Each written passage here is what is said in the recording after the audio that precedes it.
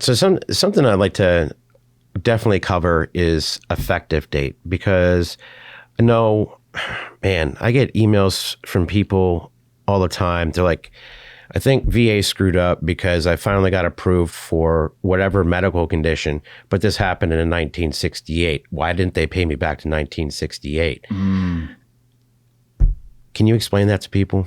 Yeah, absolutely. So again, we talked about the requirements of service connection with direct. You need an event in service, current diagnosis, and a medical opinion. Well, unfortunately, say for instance, that veteran that in 1968 had the event in service and might have didn't have a medical opinion or even a current diagnosis because they didn't want to go to the doctor. You know, we're veterans. We very seldom like to go to these doctors and deal with it and be a sick call ranger. So we kind of suck it up and drive on. The law says that it's when the condition was claimed or when the condition was diagnosed, whichever comes later. So if the condition is diagnosed and we submit a claim for it 20, 30 years after it happened, unfortunately, it's not going to go back to that 1968 timeframe of when you injured yourself.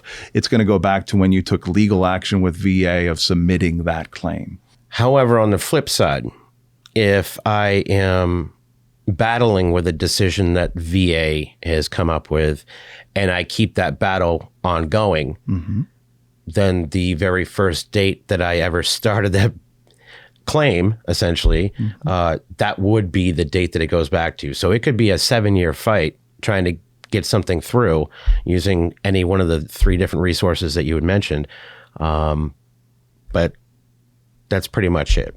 Yeah, absolutely. And you still have to keep that fight going. So say, for instance, 7 years ago, you submitted the claim and it was denied. You have 1 year to appeal it. If you wait 1.5 years to appeal it, unfortunately, you're outside of that window and you have broke that chain of appeal. So it wouldn't go back to that earlier effective date. It would go back to when the appeal was restarted within that new window. So if you want to keep the effective date going and you have a condition that has been denied and you want to keep going for that earlier effective date, you need to ensure that you're still submitting the appeal within the 1 year time frame after you get a decision. So if you've gotten a decision and you don't like it, don't sit on it. You know, continue to work on getting the medical evidence and be sure to submit another appeal based on that recent decision within 1 year of it. You've got questions and we've got answers. Whether you served, are currently serving, are a caregiver, or a veteran advocate, the SITREP is your trusted source for information. Subscribe today at www.youtube.com/@VA Made Simple.